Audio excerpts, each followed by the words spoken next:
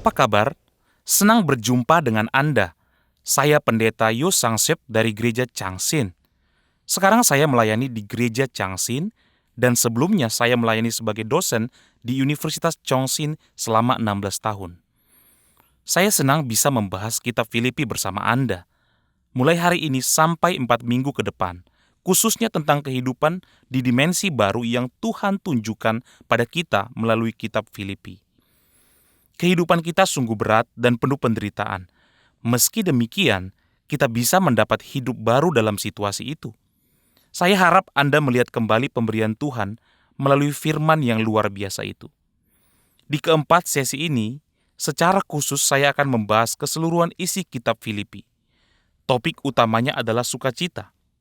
Pasal 1, 2, 3, maupun 4 semua membahas tentang sukacita. Saya akan menjelaskan masing-masing dari sisi yang berbeda. Di sesi pertama ini, saya ingin melihat bagaimana Paulus bersukacita meski sedang berada di dalam penjara. Saya ingin menelaah alasan Paulus bersukacita dan berbagai hal lain di sesi yang pertama ini. Melalui pasal 1, saya ingin membahas tentang permulaan gereja di Filipi dan hubungan antara gereja Filipi dan Paulus. Dan bagian kedua adalah tentang Paulus yang bersukacita meski sedang di dalam penjara karena Kristus diberitakan. Dan di bagian ketiga, saya akan menjelaskan bagaimana Yesus ada di dalam hidup Paulus dan menjalankan kehidupan Paulus itu. Kedatangan Paulus ke Filipi adalah perjalanan pemberitaan firman Tuhan yang kedua baginya. Paulus melakukan 3 perjalanan pemberitaan firman Tuhan. Saat perjalanannya yang kedua dimulai, Paulus membentuk sebuah tim. Dia berpisah dengan Barnabas yang mendampinginya dalam perjalanan pertama, lalu memulai perjalanannya yang kedua dengan susah payah. Tapi saat itu Tuhan tidak membukakan ladang pelayanan baginya. Jadi Paulus berdoa di tengah kesulitan itu, dan akhirnya Tuhan membuka jalan baginya untuk memulai pelayanannya di Filipi. Filipi adalah ladang pelayanan Paulus yang pertama setelah dia mendapat penglihatan tentang orang Makedonia. Paulus pergi ke wilayah Filipi untuk memberitakan firman Tuhan. Tetapi ternyata di sana tidak ada banyak orang Yahudi. Di sana tidak ada tempat ibadah orang Yahudi. Mereka hanya berdoa di tempat ibadah kecil di tepi sungai. Paulus pergi melihat-lihat tempat ibadah itu pada hari Sabat, lalu bertemu dengan orang yang sudah Tuhan siapkan, yaitu Lydia. Dia membuka hati Lydia, sehingga Lydia menjadi orang percaya pertama di Eropa. Demikianlah gereja di Filipi dibuka. Saat pelayanan dimulai di sana, hal yang luar biasa terjadi. Ada seorang wanita yang dirasuki roh peramal.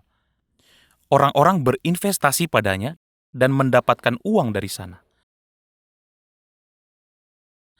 Namun, wanita itu mengikuti Paulus sambil berteriak, "Orang-orang ini adalah hamba Allah yang Maha Tinggi. Mereka memberitakan kepadamu jalan kepada keselamatan." Mungkin itu adalah hal yang Tuhan kerjakan saat Paulus berdoa.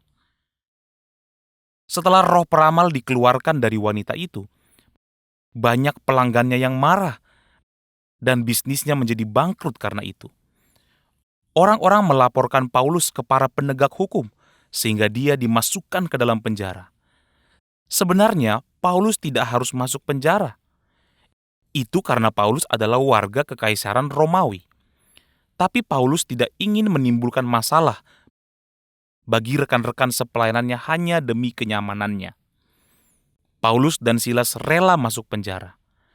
Mujizat yang membuat mereka bisa kabur dari penjara terjadi. Jika mereka ingin melarikan diri, rantai mereka harus terlepaskan. Para sipir penjara juga harus tertidur.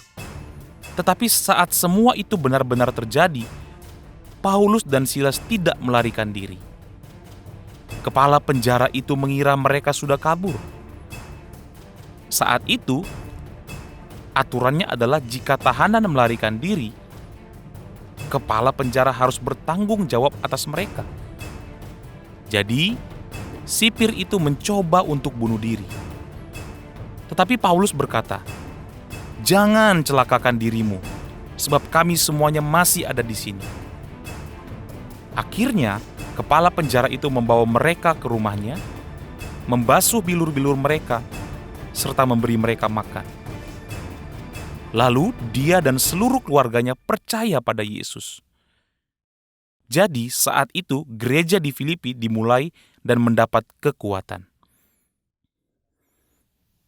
Kemudian Paulus meninggalkan Filipi dan pergi ke wilayah lain. Pertemuan antara Paulus dan gereja Filipi tidak berlangsung lama, sungguh singkat. Pertemuan antara Paulus dan gereja Filipi ini singkat. Setelah itu pun, Paulus hanya mengunjungi Filipi 2 kali. Tetapi hubungan mereka tetap erat. Paulus sungguh bersyukur atas gereja ini karena hubungan mereka terjalin dan bertahan sampai akhir. Surat Paulus kepada jemaat di Filipi pun dimulai dengan ucapan terima kasih pada jemaat yang telah merawatnya sampai akhir, bahkan saat dia berada di penjara. Dalam bahasa sekarang, ini bisa dikatakan sebagai ucapan terima kasih seorang hamba Tuhan pada jemaat di tempat yang dia layani. Namun di dalamnya, Paulus mengajarkan tentang rahasia kehidupan umat Kristiani yang indah dan tentang kebenaran firman Tuhan. Tema yang bisa langsung kita tarik adalah bersukacita di dalam Tuhan. Sebenarnya, ini dapat dianggap sebagai dasar dari keseluruhan kitab Filipi. Surat ini mengajak kita untuk bersukacita, bahkan dalam situasi yang tidak membahagiakan. Paulus sendiri pun bersukacita, bahkan dalam situasi terburuk. Ini merupakan pelajaran luar biasa yang dapat mengambil hati jemaat di Filipi dan juga orang yang membaca kitab Filipi saat ini. Kita akan membahas tentang sukacita yang muncul dalam pasal 1 sampai 4. Bahkan di dalam penjara pun, Paulus bersukacita karena bisa berdoa bagi jemaat. Saat Paulus masuk penjara, ada orang yang menganggap itu adalah hal buruk, dan ada orang yang menganggap itu adalah hal baik. Baik maupun buruk, semuanya memberitakan tentang Yesus. Jadi, salah satu sukacita Paulus adalah karena Yesus diberitakan. Jika bisa memilih antara tinggal lebih lama atau pergi dari dunia ini, sebenarnya Paulus lebih memilih untuk pergi. Namun, Paulus berkata bahwa dia harus tetap hidup demi kepentingan jemaat, meskipun harus menderita. Poin pertama, kedua, dan ketiga, semuanya berhubungan dengan sukacita. Seperti itulah keseluruhan isi dari pelajaran ini. Paulus berkata bahwa dia berdoa bagi jemaat di Filipi selama berada di penjara. Paulus mendengar kabar tentang mereka dan dia berkata demikian. Dan kebanyakan saudara dalam Tuhan telah beroleh kepercayaan karena pemenjaraanku untuk bertambah berani berkata-kata tentang firman Allah dengan tidak takut. Ada orang yang memberitakan Kristus karena dengki dan perselisihan, tetapi ada pula yang memberitakannya dengan maksud baik. Mereka ini memberitakan Kristus karena kasih, sebab mereka tahu bahwa aku ada di sini untuk membela Injil, tetapi yang lain karena kepentingan sendiri dan dengan maksud yang tidak ikhlas. Bagaimanapun juga, Kristus diberitakan baik dengan maksud palsu maupun dengan jujur. Tentang hal itu, aku bersukacita. Mari coba kita pikirkan, jika Paulus berfokus pada hal yang terjadi pada dirinya, dia tidak akan bisa berbahagia. Paulus pergi ke Roma dan menjadi tahanan rumah. Dia tidak bisa meninggalkan rumah dan melakukan apa yang seharusnya bisa dia lakukan. Padahal dia telah mendedikasikan hidup bagi Tuhan selama 20 tahun. Dia pasti sangat kesepian, tapi dia tidak memikirkan hal itu, meski dia menjadi tahanan rumah melalui hal itu. Jumlah orang yang memberitakan Yesus Kristus meningkat, dan karena dia muncul orang-orang yang percaya pada Yesus, entah dengan motif baik atau buruk. Karena itulah Paulus bersukacita. Sukacita yang kita pikirkan saat ini selalu berfokus pada diri sendiri. Kenapa kamu tidak bersukacita? Karena aku mengalami masalah. Itu membuat kita tidak bisa merasakan sukacita pada dimensi yang lebih tinggi. Sebenarnya Paulus bisa saja berkata, mengapa mereka menyampaikan firman dengan motif yang buruk? Mengapa mereka berpikir buruk tentang aku? Padahal tidak ada orang yang kesetiaannya sebesar aku. Tapi karena dia meninggalkan semua itu dan hanya berfokus pada Yesus Kristus dan pemberitaan tentangnya, pada akhirnya dia bisa bersukacita. Karena itu, dia bisa menulis, "Bersukacitalah" di suratnya pada jemaat di Filipi. Lalu, Paulus berbicara tentang dilema yang dihadapinya di bagian kedua. Di pasal 1 ayat 20, dia berkata bahwa Kristus dengan nyata dimuliakan di dalam tubuhnya, baik oleh hidupnya maupun oleh matinya. Hal terbesar dalam hidupnya adalah saat Yesus dimuliakan melalui hidupnya. Paulus menjelaskan alasannya dalam ayat ke-21. Dia berkata, "Karena bagiku hidup adalah Kristus dan mati adalah keuntungan." Apa maksud perkataan "bagiku hidup adalah Kristus"? Artinya sangat penting, yaitu bahwa Yesus Kristus memimpin hidup Paulus sebagai Tuan atas hidupnya. Artinya, sebelum percaya Yesus, Tuhan atas hidup Paulus adalah dirinya sendiri. Paulus menekankan bahwa Yesus yang dia percayai menjadi Tuan atas hidupnya. Jika Tuan atas hidup kita tidak berubah, berarti kita percaya pada Yesus, tetapi Yesus kita anggap sebagai hamba yang kita manfaatkan. Hal ini sangat banyak terjadi, sehingga kita harus mempertanyakan, apakah aku sudah hidup benar? Tentang hal ini, Paulus berkata, "Tetapi bukan lagi aku sendiri yang hidup, melainkan Kristus yang hidup di dalam aku." Inilah yang ditulis dalam Galatia 2 ayat 20. Kita bisa menghubungkan ini dengan pengakuan Paulus bahwa Kristus hidup dalam dirinya. Tetapi di bagian ini, kita bisa melihat dilema yang dihadapi Paulus. Dia tidak tahu mana yang lebih baik, antara hidup dengan menderita atau meninggalkan dunia ini dan pergi ke pangkuan Tuhan. Jika hal ini ditanyakan pada orang zaman sekarang, pasti kita memilih hal yang menguntungkan. Pasti kita memilih hal yang nyaman bagi kita, tetapi Paulus tidak memilih hal yang menguntungkan atau nyaman bagi dirinya. Paulus ingin memberi manfaat dan membantu jemaat. Meski dia menderita dan tidak nyaman dalam hidupnya, dan meski itu tidak menguntungkan baginya, dia menganggap hal itu benar. Dia menanggung hal itu dan lebih mendahulukan Tuhan daripada keuntungannya sendiri. Dapat dikatakan bahwa melalui hidup dan pelayanannya, Paulus mencerminkan dan menunjukkan citra Yesus yang datang untuk menyelamatkan kita. Berkaitan dengan hal ini, Paulus memiliki 2 poin penting yang harus disampaikan.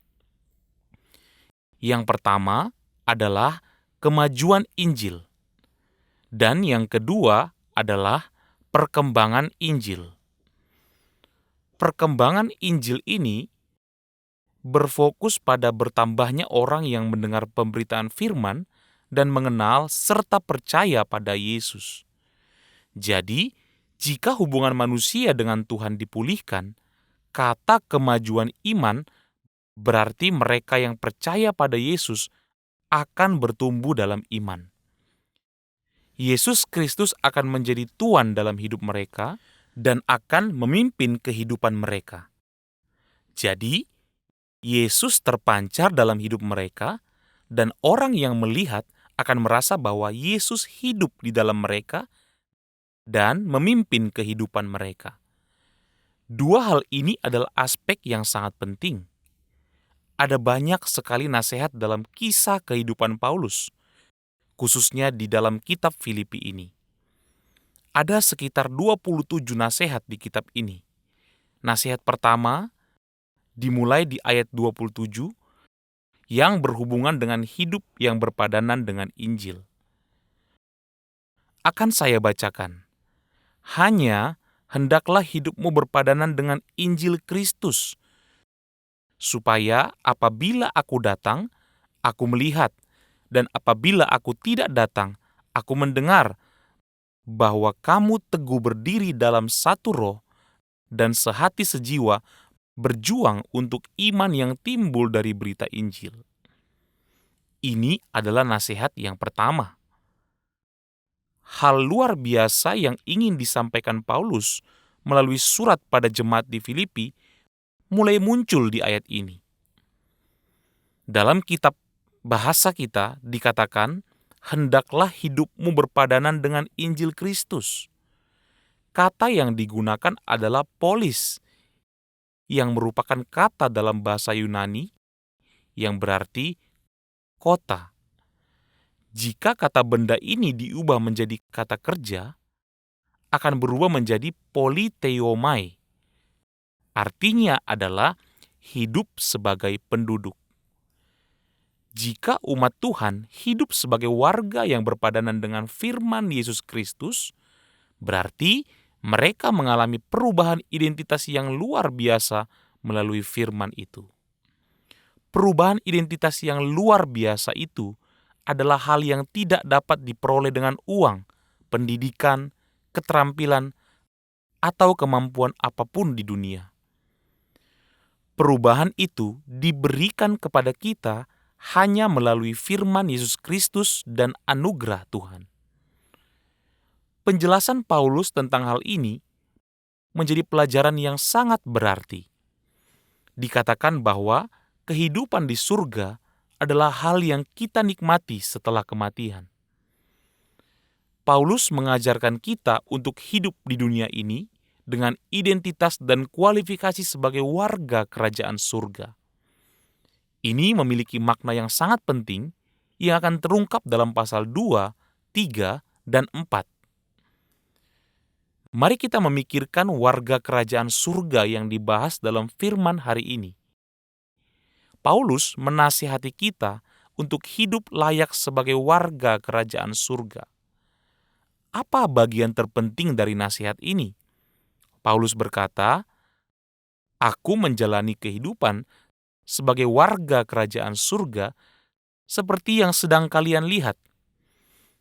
Marilah bekerja lebih keras bersama dan hidup sebagai warga kerajaan surga yang luar biasa."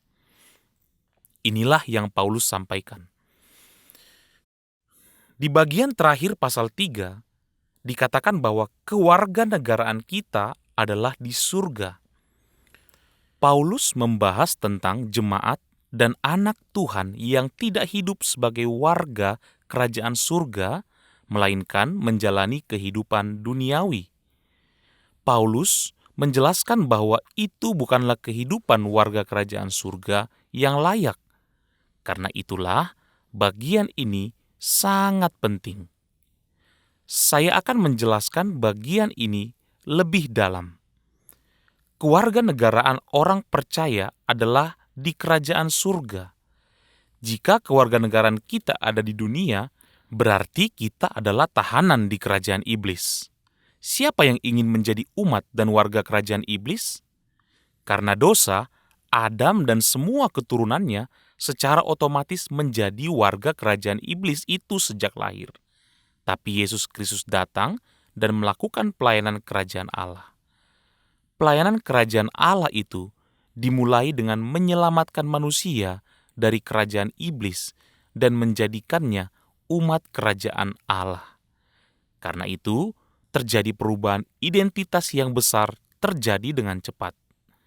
Dengan begitu, manusia yang dulunya adalah warga kerajaan iblis, sekarang menjadi warga kerajaan Allah dalam Yesus Kristus melalui firman Yesus Kristus. Berarti, sekarang umat Tuhan menjadi warga kerajaan Allah. Yesus memanggil ke-12 murid-Nya dan memberitahu mereka bahwa Allah bersukacita karena memberikan kerajaan-Nya.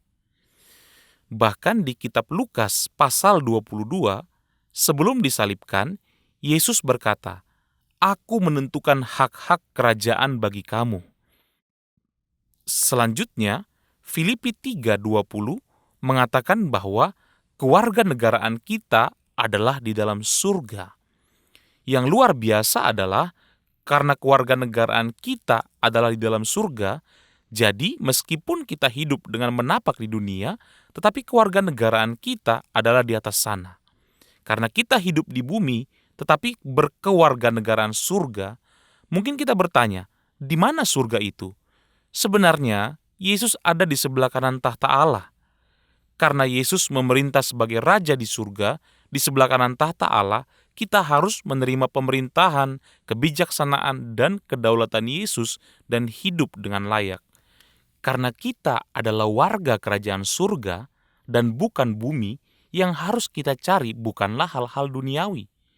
Bukan hal-hal yang dicari orang yang tidak percaya Tuhan dan diharapkan dan dipertaruhkan oleh orang-orang dunia ini.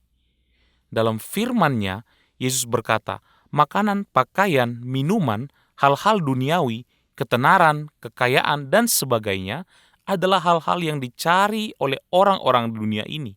Itu adalah kehidupan orang-orang dunia. Kehidupan orang percaya tidaklah seperti itu. Kita bisa melihat kehidupan warga kerajaan surga di bumi yang dijelaskan dari sudut pandang dan pengakuan Paulus. Hal ini dijelaskan melalui keberadaan Yesus Kristus sebagai Tuhan atas hidup Paulus dan melalui kehidupan Paulus yang Tuhan pimpin. Inilah yang dijelaskan Paulus di pasal 2 ayat 21 dan pasal 3, bahwa kita harus mengutamakan kepentingan orang lain dan kepentingan umum di atas kepentingan kita sendiri. Dari sudut pandang ini, poin penting yang bisa kita lihat adalah bahwa hidup sebagai warga kerajaan surga tidaklah mudah. Kehidupan warga kerajaan surga itu sangat berat. Untuk memahami hal ini dengan lebih tepat, kita bisa menggunakan kata perang. Secara khusus, ayat 30 menggunakan kata pergumulan. Dalam pergumulan yang sama seperti yang dahulu kamu lihat padaku. Hidup sebagai warga kerajaan surga adalah sebuah peperangan. Paulus menjalani peperangan ini dengan baik, dan dalam prosesnya dia menjadi tahanan rumah. Dalam keadaan itu pun, dia hidup dalam sukacita yang Yesus Kristus berikan. Untuk mengajarkan pemahaman yang benar tentang hal ini, Paulus membuat pernyataan yang mengejutkan di ayat 29. Perkataan yang mengejutkan di ayat 29 adalah bahwa iman dan penderitaannya, keduanya adalah karunia. Dalam proses penerjemahan ayat Alkitab ini ke dalam bahasa kita, ada bagian yang sedikit kurang akurat. Sebab kepada kamu dikaruniakan bukan saja untuk percaya kepada Kristus, melainkan juga untuk menderita untuk Dia. Di sini dikatakan iman dan penderitaan adalah tujuan dari karunia yang Tuhan berikan. Sebenarnya teks dalam bahasa Yunani mengatakan bahwa Tuhan memberi dua karunia ini, yaitu iman dan penderitaan. Kepercayaan pada Yesus Kristus dan penderitaan karena Yesus Kristus. Bisa dikatakan bahwa hal ini merangkum inti dari keseluruhan ajaran dalam Perjanjian Baru. Jalan iman yang Yesus ajarkan sebenarnya adalah jalan penderitaan. Para murid tidak menyadari hal ini. Saat Tuhan memanggil Rasul Paulus, misi yang diberikan padanya bukan hanya untuk percaya dan mengikuti Yesus, melainkan juga bersaksi tentang Yesus dan menderita dalam proses bersaksi tentang Yesus.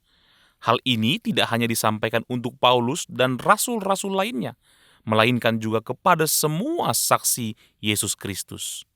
Firman dalam Kisah Para Rasul pasal 5 berhubungan dengan para rasul, dan Kisah Rasul pasal 9 berhubungan dengan Paulus. Bagian yang berhubungan dengan semua orang percaya muncul di seluruh Perjanjian Baru, termasuk kitab Matius. Berarti, apa yang bisa kita katakan tentang ini? Setelah menerima karunia dan percaya kepada Yesus, kita harusnya berkata, "Aku bergumul karena Yesus. Aku berjuang, menangis, dan melalui proses ini agar bisa hidup sebagai warga kerajaan surga." Ini pun adalah karunia Tuhan. Namun, sulit bagi kita untuk berkata demikian, karena kita memiliki sudut pandang yang salah tentang penderitaan. penderitaan dan iman, keduanya adalah karunia Tuhan. Ini karena sebagai warga kerajaan surga, kita harus menjalani pertempuran di dunia ini. Saat Paulus memberitakan firman Tuhan, hal yang tidak diinginkan bisa saja terjadi. Apa alasan dia bisa bersuka cita dalam keadaan tersebut? Itu karena dia mendapat kehormatan untuk bisa menjalankan misinya melalui penderitaan. Dalam Kisah Para Rasul pasal 5, para rasul bersuka cita karena mereka menderita demi nama Yesus. Inilah yang bisa saya sampaikan saat ini.